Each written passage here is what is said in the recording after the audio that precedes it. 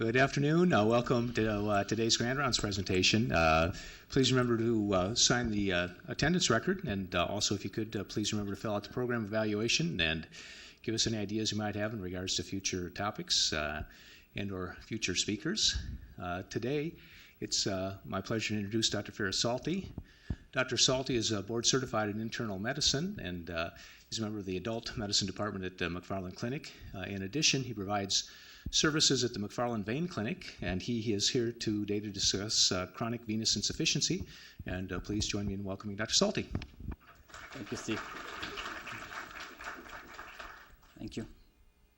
Can you hear me? Is that on? Okay.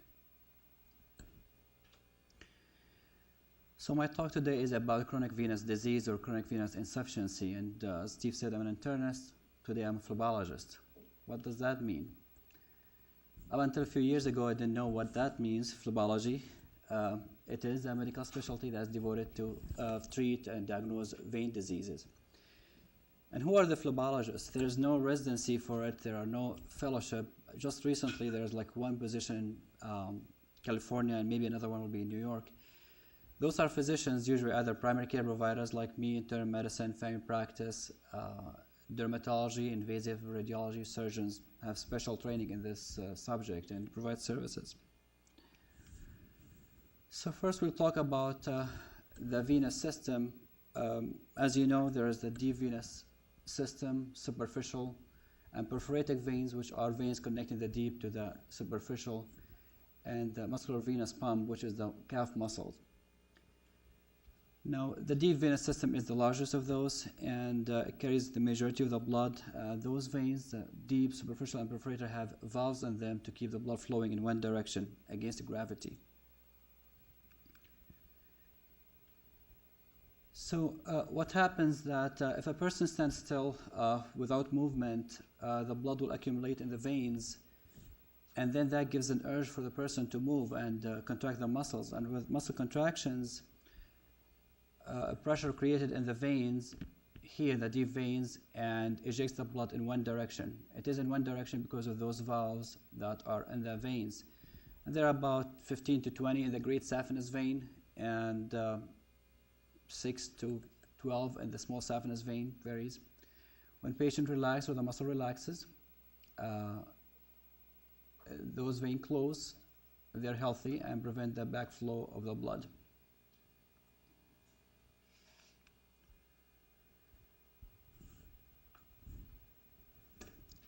Now, this is again to say that the normal flow from the bottom towards the heart, and closes when there is relaxation of the muscles of the calves.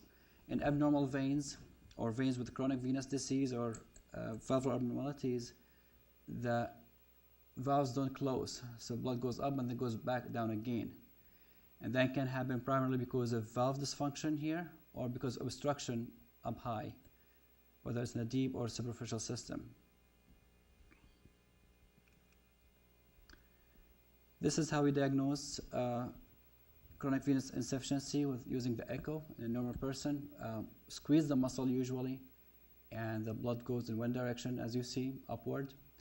And then when we relax, the blood doesn't go down much because of the closure of the veins.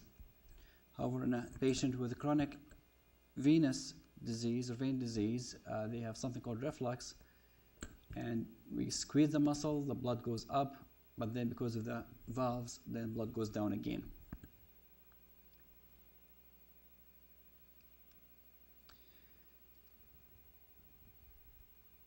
Now, veins are divided into deep vein system and superficial vein system, and there's the perforators in between. And they are deep because they are deeper than the deep fascia. This is the one in red is the deep fascia. And the deeper veins or the deep venous system always beneath that or deeper than that.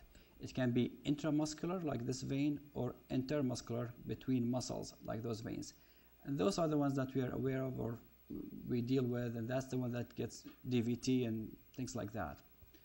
The superficial veins are the saphenous vein, and that's what the focus about today. A great saphenous vein and small saphenous vein, they are always above the deep fascia. They are generally under the superficial fascia. Sometimes they go above the superficial fascia and they go down. There's connecting veins between the superficial and the deep called the perforators, and those also have valves and can be affected by the disease.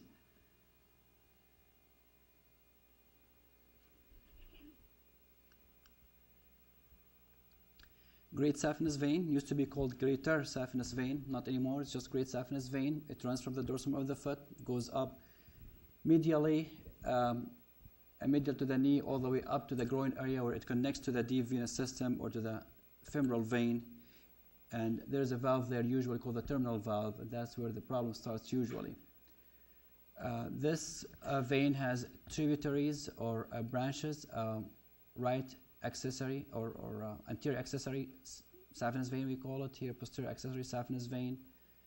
Below the knee there are two tributaries, also anterior and posterior. Small saphenous vein used to be called smaller saphenous vein, not anymore, now it's small saphenous vein. It has more variable termination. It starts at the dorsal aspect of the foot again, collects the blood, goes laterally to the back of the calf, and most of the time it ends up with a popliteal vein here.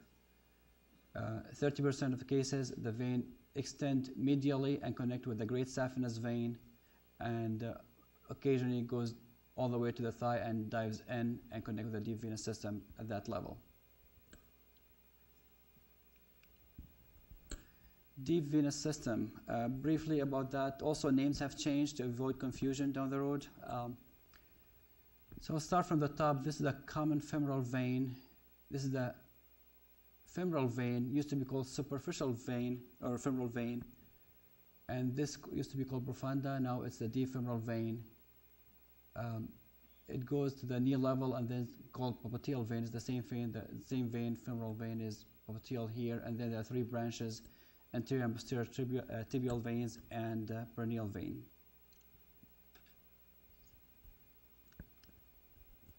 So chronic venous insufficiency or disease, it can affect three of them, the superficial, deep, or perforators, but the varicose vein that all know about, that we know about, it is because of the disease in the superficial venous system, and that's where the focus of the talk going to be today.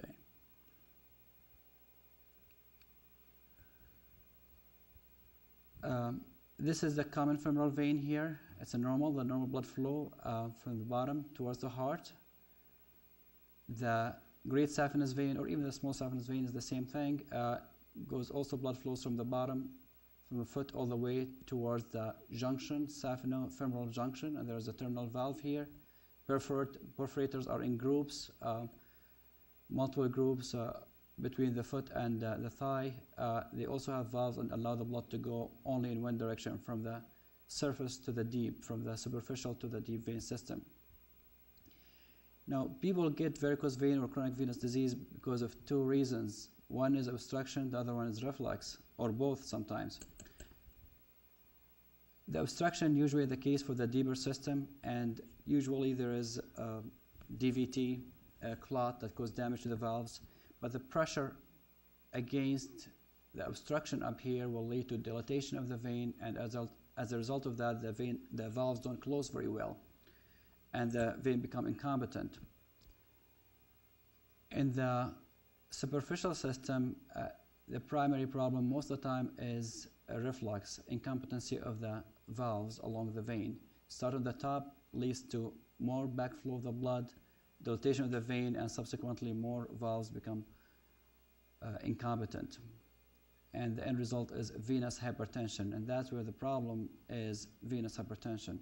Now, other things like injuries can cause the damage to the veins, the hormones, trauma, scar tissue, etc.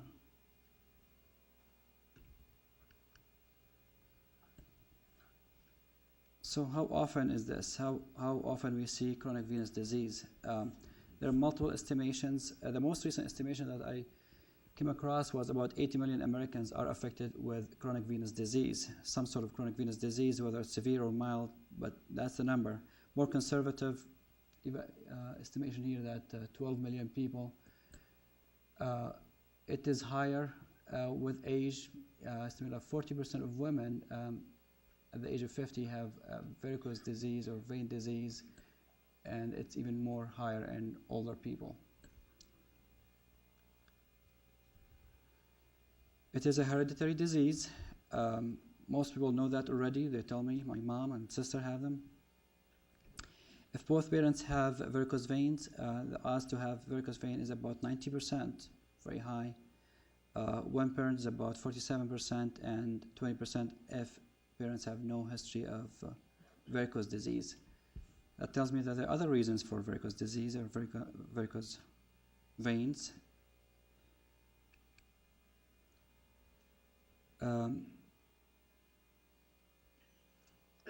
Such as weight gain, lack of physical activity, and cigarette smoking that were blamed to cause or contribute to vein disease.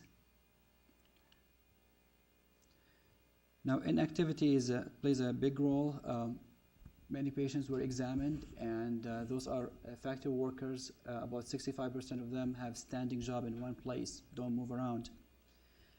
About 30% have a job that requires prolonged sitting, and 6% of patients were allowed to walk around. So if you stand for a long time in one position, that's not good for your veins. It is more common in women. 25% of patients that I see are men, the rest are women, and thought to be due to hormonal pregnancies and other factors.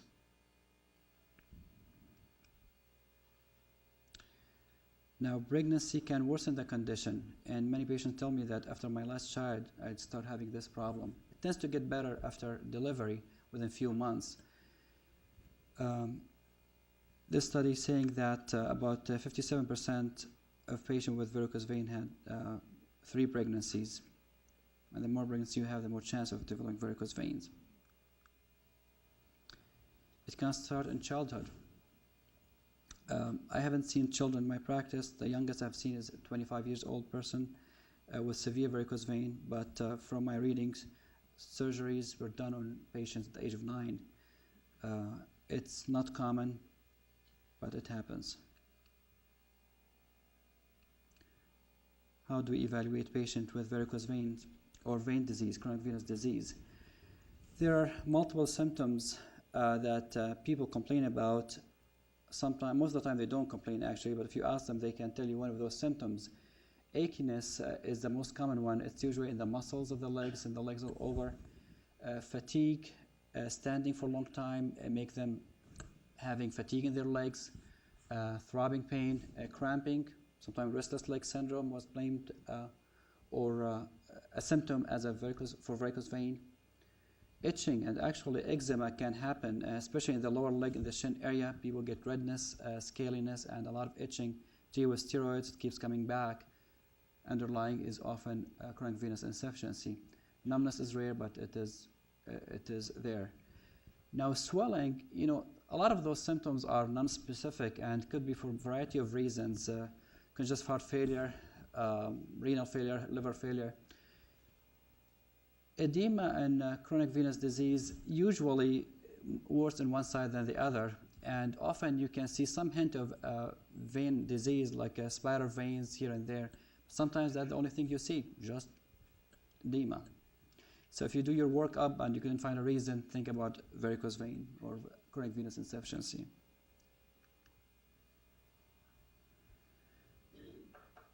A key factor when you talk about symptoms is the symptoms are worse with standing, better with walking, and that's the opposite of peripheral vascular disease, arterial disease.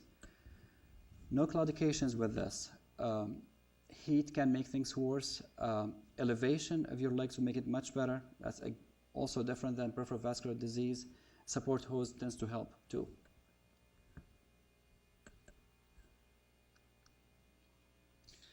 How do we examine patients? In internal medicine practice, I often examine patients laying down at the table or sitting, but I don't ask people to stand up for 10 minutes to examine their legs, as a screening. But to get a good examination, patient has to stand. You don't see those bulgy veins if patient is laying down or sitting. Do I ask you that every patient has to stand for 10 minutes to see that? Probably not, but when I do my physicals, patients are in gowns. Usually their legs are visible. They're sitting on the table. I'm looking at them. I glance at their legs, and sometimes you can see some hints of chronic venous insufficiency. But in vein practices, you're going to have to look at the entire leg from the groin to the toes.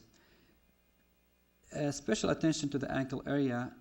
That's early signs can appear in that area, and I can show you in a minute different pictures, but that's usually, even if the patient is sitting or laying down, you can see something permanent there that's not affected by the position. That can give you a clue.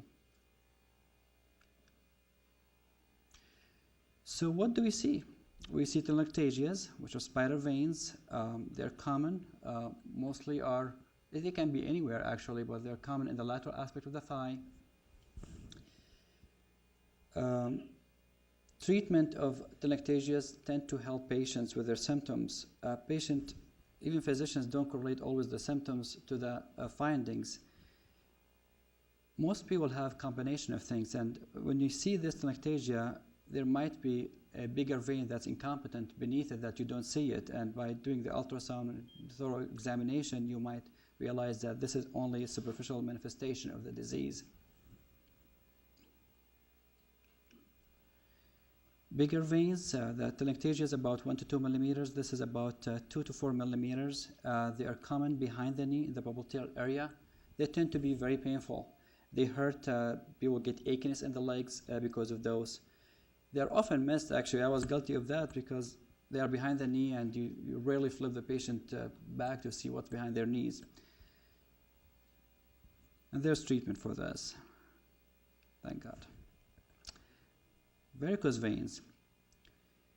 See how ugly is this? This is 4 millimeters or above, often 1 centimeter, sometimes 2 centimeters wide. They're roby, you cannot miss them. People don't like them. Believe it or not, on a scale 1 to 6, this is only 2. So they're way more advanced presentation of chronic venous disease than this. They can be painful. You worry about thrombophlebitis because the blood flow is slow in those veins. I want to talk to you briefly about Seep classifications. This is an international classification for varicose vein to assess the severity of the disease. Which the C component of it, which is the clinical findings, what I see when I examine patients, is probably more relevant to this talk. The rest are E for the etiology, is it primary or secondary, anatomy for A, superficial, deep, or even perforator's disease or pathophysiology. But I'm going to talk more about the C. It is between C0 to C6. The more severe is obviously C6, the less severe is C0. C0 is about 20% of patients with varicose vein. So people can have symptoms and vein disease, and still you can examine the legs, you cannot find anything. There's nothing in examination. Telangiectasias or spider veins or even reticular veins are C1. C2 is varicose veins. That ugly picture you saw, that's a C2 only. C3 is edema, and that is more advanced case than the varicose vein. It can cause more problems down the road than the C2. Problem with edema that sometimes you see some of the manifestation like C2 and C1, sometimes you don't, just edema. C4 skin changes, and I can show you pictures in a minute about what kind of changes you expect to see. C5 skin changes with healed ulcer, and C6 is active ulcer. That my goal is, or our goal, to prevent ulcerations in the legs and feet because they take a long time to heal.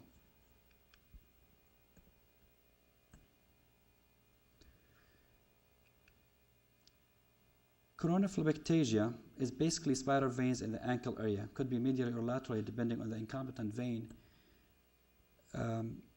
This one can be not symptomatic, easy recognized on examination if it's there. It's one of the earliest signs. It's only C1. But that could be a sign also of more serious problem up in the Saphenous system. More advanced is pigmentations. And it was believed that it is caused by the red blood cells leaking outside the capillaries because of the intravenous pressure.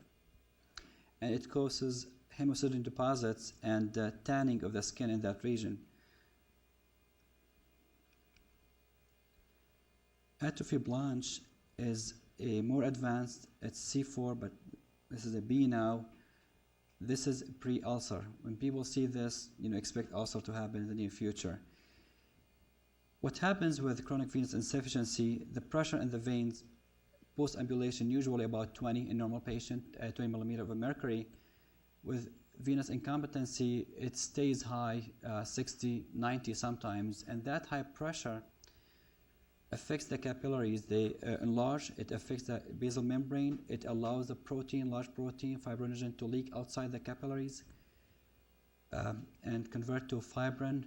It forms actually a cuff around the capillaries, and oxygenation is compromised in that situation. And people develop fibrosis in the subcutaneous tissue, necrosis of the fat tissue.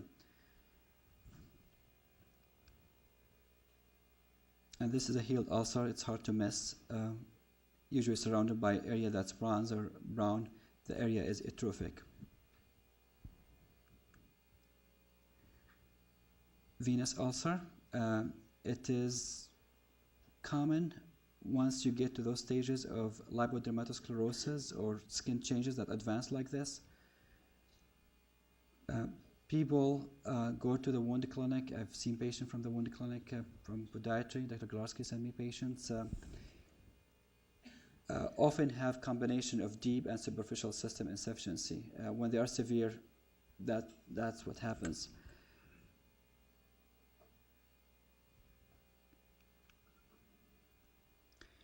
Now, in the distribution of the great saphenous vein, you first see the tributaries of the saphenous vein. Like in this young woman, it's in this area. There's a branch of the saphenous vein that's dilated under pressure. There is no findings here, which is good. So she's early enough. And those people might, a young person like this, if she keeps her chronic venous insufficiency untreated for a long period of time, she probably will end up, next will be changes in the ankle area and ulcerations. So that's the great saphenous vein. Problem usually starts here, and the pressure is getting higher and higher as when you go down.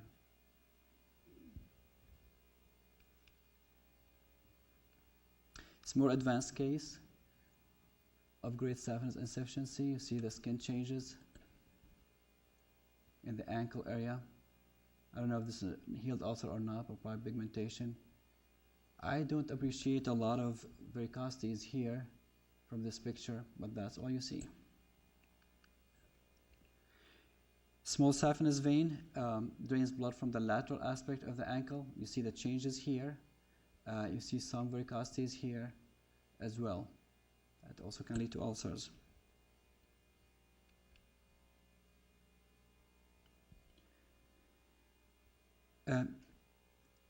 It's 50% or even more than 50% of patients have only superficial venous disease, even though combination of deep and superficial is there and cause more severe of a disease. Less than 10% only deep venous system. And again, the rationale behind that post-ambulatory venous pressure is elevated to the point that leads to edema, fibrosis of the subcutaneous tissue, and lack of oxygenation.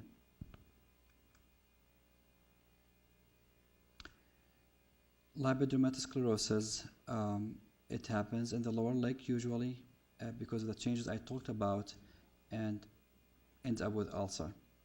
Another thing that can happen is frequent infections. People get like infection once or twice a month with this, and as a primary care, I know few patients that are like nightmare to take care of because they have allergies. Treat their, they don't heal quickly. They take a long time, and an ulcer like this might take a year to heal.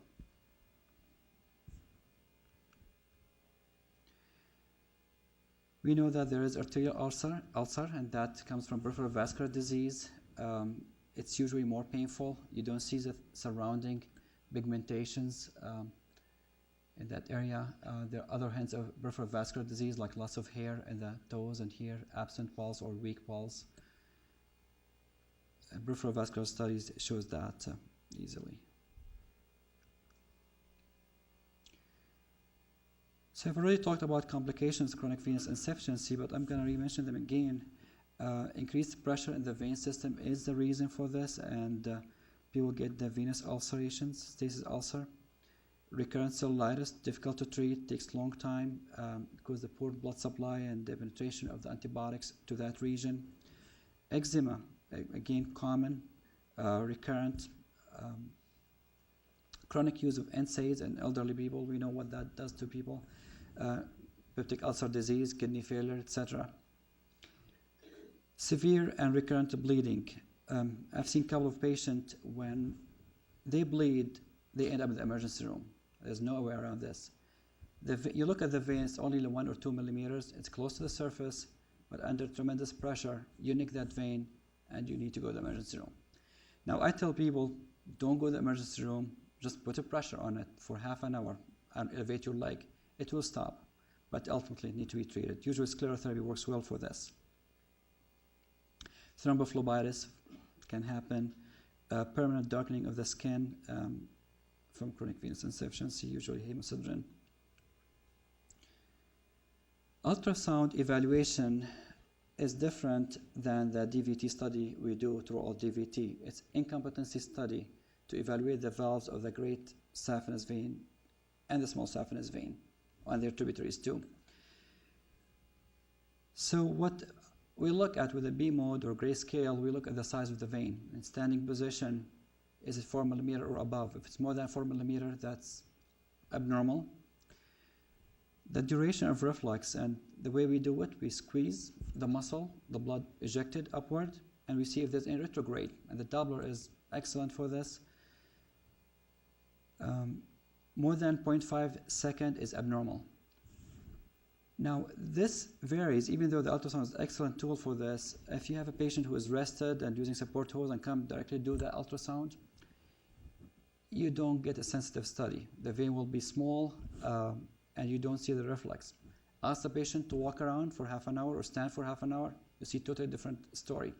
The size doubles, and that gives you a better picture. We do mapping for the vein. Level 1 to 8, the great saphenous vein is divided, or not divided, the levels are at the groin is 1, 8 at the ankle, and between the rest of the numbers. Small saphenous vein, A, B, and C, A at the top and C at the bottom. And that's just to know where is the reflex at. So in the report, you're going to see those things, the length of the reflex, and the location of the reflex, and diameter of the vein. How do we treat them? The goal of treatment is to improve the symptoms. Obviously, you want people not to ache and hurt, prevent complications, whether it's bleeding, ulcerations, eczematous changes, slow the progression of the disease. This is always a progressive disease, always. It's not going to get better on its own. You can slow it with treatment and cosmetic reason, obviously. Compression therapy, we start with that, and the goal of it is to reduce the swelling, because that's where the problems start. Best if the patient wears the support hose early in the morning before they have the edema, and take it off at night. Compliance is a big issue, especially in elderly people, because those are stiff support hose, and if you have arthritis or weakness, it's not going to be easy to with this support hose in and out. And it's a graduate pressure, meaning higher at the ankle and lower at the thigh area. If this is a thigh high, a reason for that to create a gradient for the blood flows upward, not downward. And there are different brands and different strength. The first one is over the counter, usually. A class 1 is 15 to 20 millimeters for milder situation. Class 4 or 5 is 40 to 50 millimeter of mercury. That's usually reserved for people with ulcerations, lymphedema. Again, it is harder to put on a support hose like this. So you're going to try to find a convenient one for the patient, at the same time achieving the goal of compressing the vein and controlling the edema. TID hose is not a good hose for this purpose. The pressure is not gradient, number one. Number two, pressure is very low. It's about 8 millimeter, and that's not adequate. It's adequate to prevent DVT when patient is supine in the hospital for DVT prophylaxis. Exercise is encouraged, moving this muscle, strengthen that muscle in the calf area to eject the blood upward. Recommendation 30 minutes every day if possible. I advise patient to avoid weightlifting. That increase the pressure in the vein and defeat the purpose.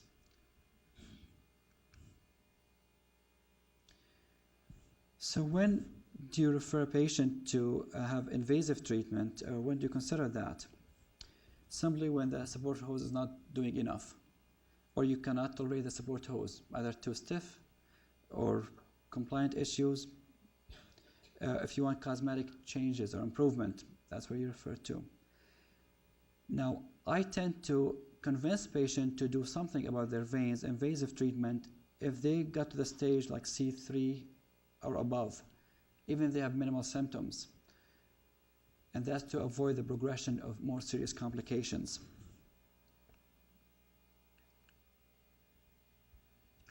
So what's available?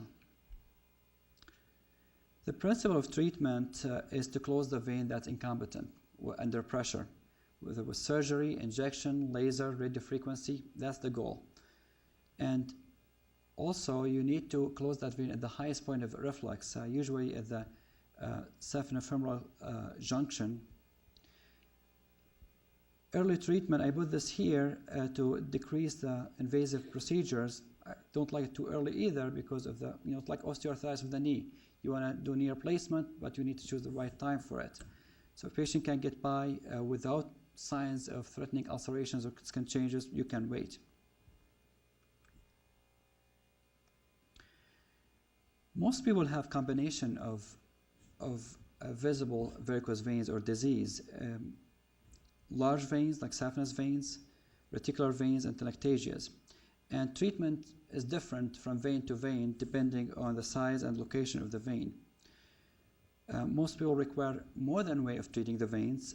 Great saphenous vein, approximately usually laser or radiofrequency surgery. Smaller veins, usually injections with sclerosant. I've seen people telling me, well, I have only spiral veins. Will you, doctor, just inject them and get rid of them? I don't care about the great saphenous or other veins that are large that I don't see. They don't bother me. It showed that the chance of complications with such approach is higher. Complications like pigmentations, recurrence of the spiral veins, much higher when the big feeding vein is still patent and dumping blood in that area. So it really doesn't work very well. Surgery used to be common, now it's less common. Surgeon makes an incision at the groin level here, or the saphenofemoral junction, ligate that vein, and another incision here, and insert a rod, if you will, tie the vein at the top and pull the whole vein out from the leg. With that, you can see tributaries here, and many patients much larger than this, they're going to be ruptured. And internal bleeding will happen, meaning subcutaneous bleeding will happen, ecchymosis will happen. There's a chance for some nerve injuries if there's some sensory nerves close to this vein. Recurrence rate is high. The long-term improvement is 60%. New vascularization is high and thought to be due to the trauma to the structure, the other veins in that area. This is inpatient treatment, requires general anesthesia. It's been done less and less lately. Now the current approach is for treatment of great and small saphenous veins is intravenous laser ablation.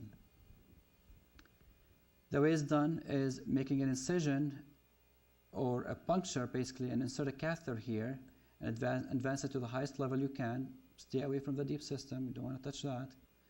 And insert a laser fiber all the way up to here, usually 2-3 centimeters. And while you are withdrawing that fiber, you apply the energy, laser energy, and that will cause damage to the endothelium of the vein, and subsequently it closes and become fibrotic, and stop the reflux from it. It is very successful, 93% closure in 2 years. It's approved by the FDA. It does not require general anesthesia. Usually we inject tumescent, which is a mostly normal saline, around the vein to insulate that vein from the surrounding structure and for numbing purposes. Another way, very similar, using radiofrequency instead of laser, it gives you similar results, basically. Smaller veins, like telangiectasias, are injected usually. And I know there's laser, transcutaneous laser, but this is more effective, less painful. There are multiple sclerosants you can choose from. They tend to be safe. They can be painful. Some people have more pain than others. It reduces symptoms too. I found that inconsistent, from the patients I've treated. This is how it's done. It's small needle, sclerosant in the vein. You see the vein, getting lighter in color, meaning the medicine went into the vein. This is before and after pictures. It takes more than one session to get to this point. It takes 3 on average to resolve all those veins. Reticular veins, the larger veins, usually in the popliteal area, treated the same way. Under visualization, you see the vein, you inject it and get rid of it. I want to spend a minute about this ultrasound guided sclerotherapy. It's been done more often lately for the past probably 10 years, more frequently in Europe. It's basically you get the sclerosant, same sclerosant you saw in the previous picture, you agitate it with air, a certain ratio, 1:4, 1 cc of sclerosant, 4 cc of air. Agitate them enough to create a foam. And then the advantage of that foam that you can see it under ultrasound, and this way you inject more volume with less sclerosant. And you see where it's going. So in this picture that you see the needle under ultrasound here inside this black vein. Once you inject, it's white, and you see the shadow of it because of the air in it. And you can trace it, see where it's going. So you have better control of where it's going. If there's a perforator, you stay away from that, so you don't want to get into the deep venous system. Initially, I was very apprehensive about injecting air in veins. I thought that was crazy. I cannot do that. But apparently you can inject, lethal dose of air in the veins about 30 cc, 30. Treatment like this is usually 4 to 8 cc's. What happens that when you inject air, those bubbles can travel into the deep system using perforators or even the junction, and they go to the right heart and then to the lungs. If somebody is healthy and have no lung disease, that's okay, it's not going to happen. Somebody with advanced COPD, I don't do this. But PFO, as you know, is very common, 25% of the population, and it was concerned that the bubble is going to go to the left heart and can go to the brain and cause some symptoms, TIAs and strokes. And that's true. It happens. It will happen. But people rarely get symptoms. The symptoms they get is transient. If they're going to get something transient, visual changes, headache, lasts for half an hour, and they get better. I read about cases of having permanent stroke. This is very, very rare, only few cases reported. But there's a lot of advantages. You can treat many veins that you cannot see visually.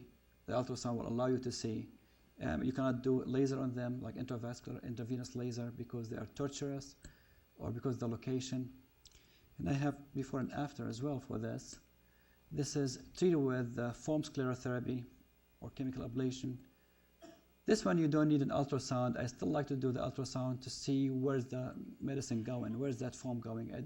If there is a perforator, then either put a pressure or do something about it. And this is after.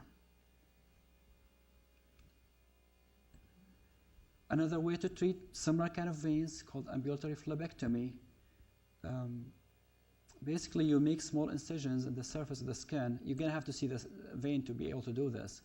And with a hook, you pull the vein out disrupt it, remove piece of it, and move on, make another incision here, remove another piece until you remove the whole vein. Okay,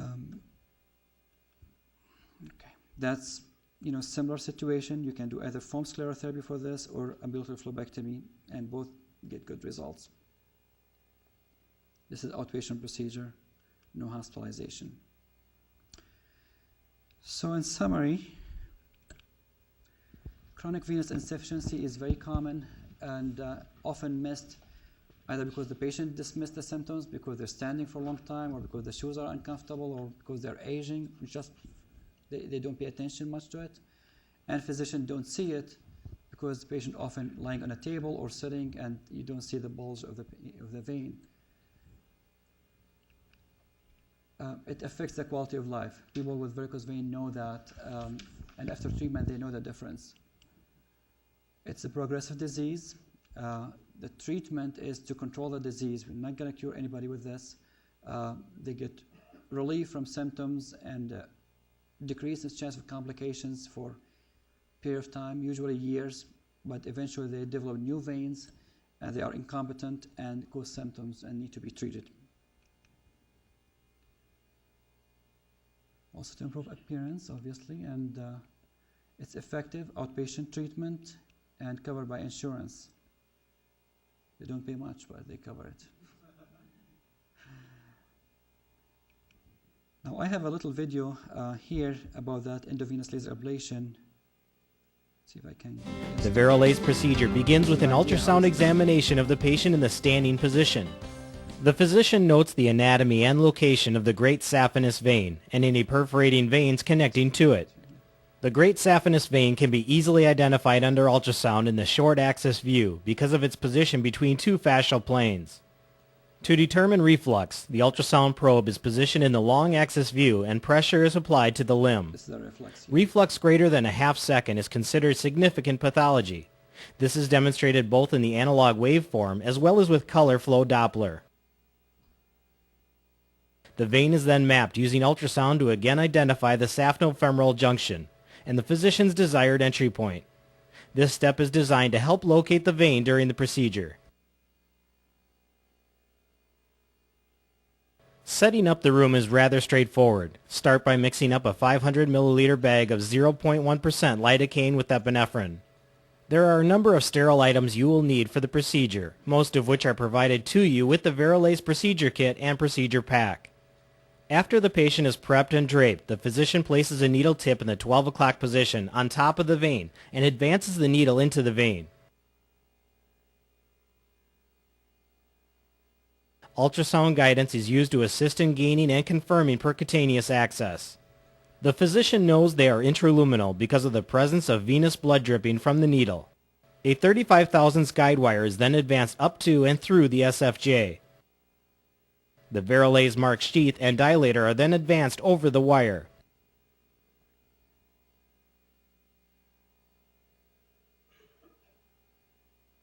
The sheath is then advanced up to and through the SFJ.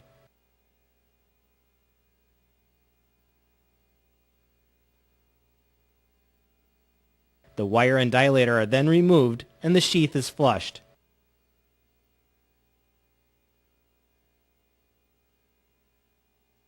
The Varicose fiber is slowly deployed and passed off the sterile field. It is then attached into the laser's quality safety connector.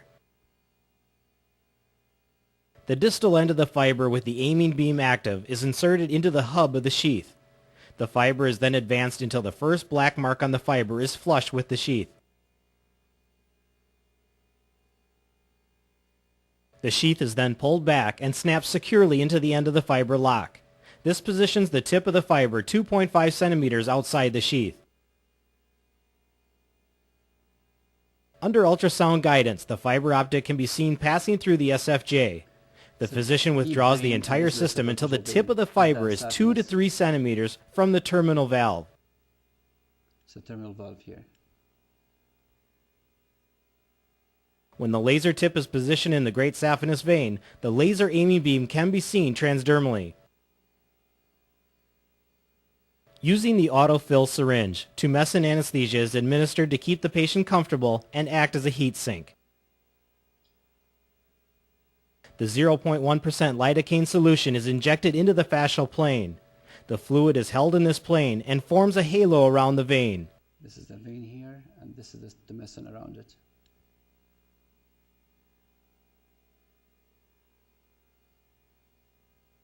It's the deep fascia and superficial fascia over here.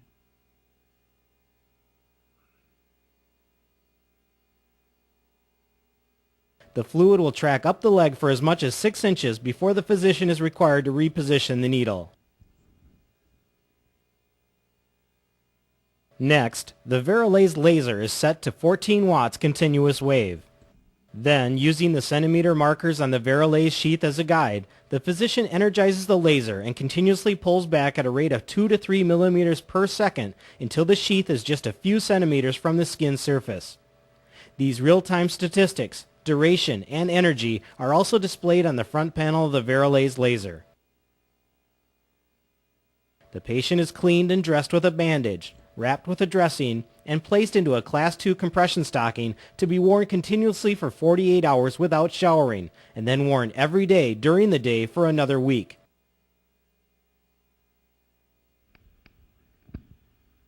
The patient is encouraged to walk frequently and to take over-the-counter pain relief for 1 week.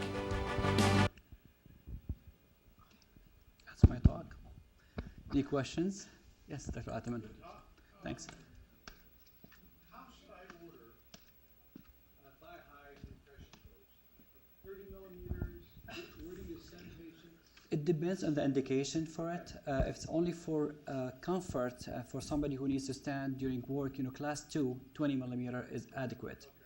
And for that purpose, actually, knee-high is adequate too.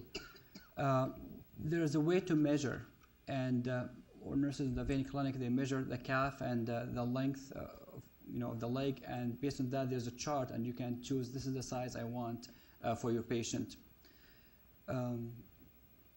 If you wish, I can send them, absolutely, for fitting, exactly, yeah. Yeah. Okay, Dr. Galarski?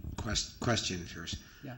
In your experience, what are the ages of the patients that you are treating for your laser, for your radio frequency? What are the ages of these patients? The youngest I've treated is 25 years old with laser. I think the oldest was in the 80s. I treat them all. If I know that they're gonna live long, more than a few years, I treat them. Especially when they are close to the edema level, or if there's concern about complications like ulcerations and things like that. So there is no limiting for the age.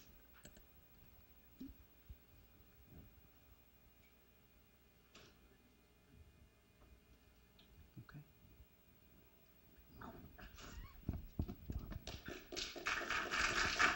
Thank you. There's one more question there from the yeah, phone. just the standard cheapskate question. What's this cost? Suppose I had both legs done, so I could, For the resume laser? my career as a leg model. Yeah. Okay. For the laser, I believe the insurance pays about $1,000, $1,100 for it. The rest of the procedure are less. Phlebectomy is much less. Injections about $260 per session of injection. If not covered by insurance, that's out of pocket kind of cost. If covered by insurance, I don't know, probably about the same, $200. Yeah.